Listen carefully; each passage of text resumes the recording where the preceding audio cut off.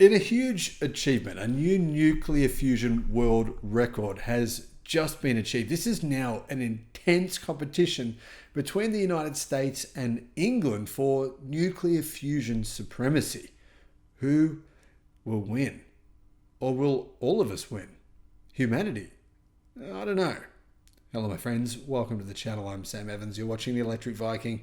Scientists in Britain announced that they have smashed the record for generating fusion energy in a final experiment using the Joint European Torus, or the JET, J-E-T. This is a specific nuclear fusion machine. Nuclear fusion is the same process that the sun uses to generate heat, but the fusion process we need here on the Earth is actually far hotter than the surface of the sun. Proponents believe that nuclear fusion will one day tackle climate change. It's our biggest get out of jail free card, providing abundant, safe, and clean energy. Bill Gates is one of them. Bill Gates believes that nuclear is the solution to the world's biggest problem, which is, of course, the fact that it's heating up way too fast.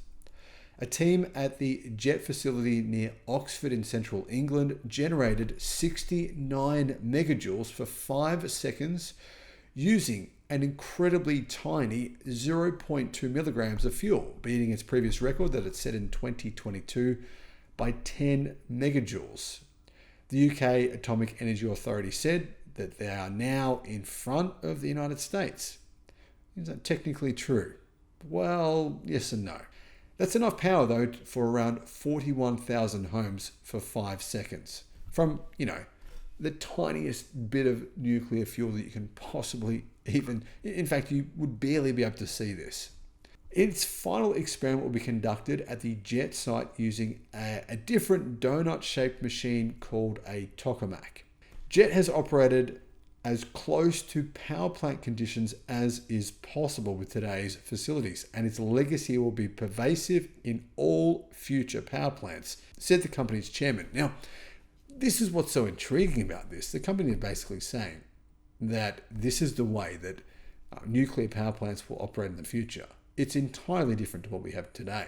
It's so much more efficient than today's nuclear power plants. JET's research findings have critical implications not only for Europe, for the world, but a fusion research mega project being built in the south of France, and for other global fusion projects pursuing a future of safe, low carbon and sustainable energy, he said.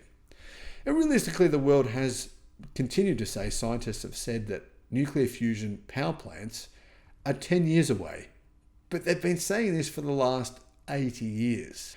However, over 300 scientists and engineers from Eurofusion, a consortium of researchers across Europe, contributed to this landmark experiment. Inside JET's tokamak, 0.1 milligrams each of deuterium and tritium, both isotopes of hydrogen, were heated to temperatures 10 times hotter than the center of the sun to create plasma.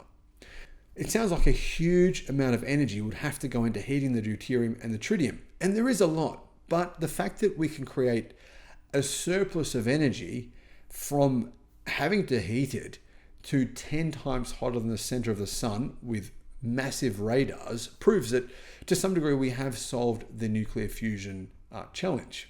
Now, it wasn't until last year that anyone worldwide had ever been able to create a surplus of energy from essentially massively heating up nuclear fuel.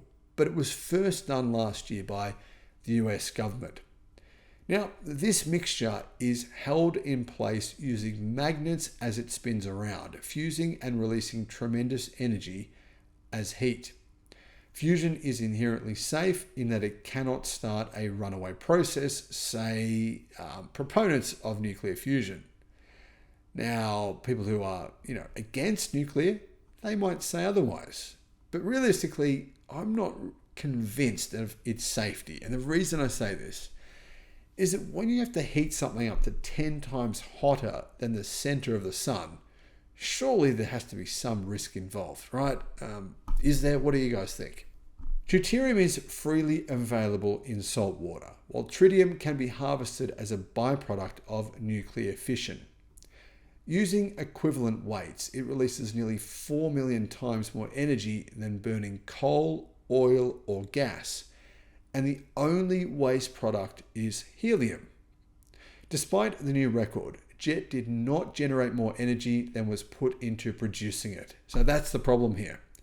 The United States is still the only country in the world that has actually created more energy, essentially solving the nuclear fusion challenge, than it's put into it. So basically what happened in the US laboratory is, in fact, on a number of occasions now, they're able to generate more electricity than what they had to use in order to create this reaction. So even though JET has these team of hundreds of European engineers, they still haven't been able to replicate what the United States has been doing. The Lawrence Livermore National Laboratory in the US became the only facility to achieve this feat, the holy grail of nuclear fusion, in late 2022, using a different process involving lasers. Now, the international cooperation on fusion energy has historically been very close, and the reason is because nuclear fission used in atomic power plants is technology that cannot be weaponized.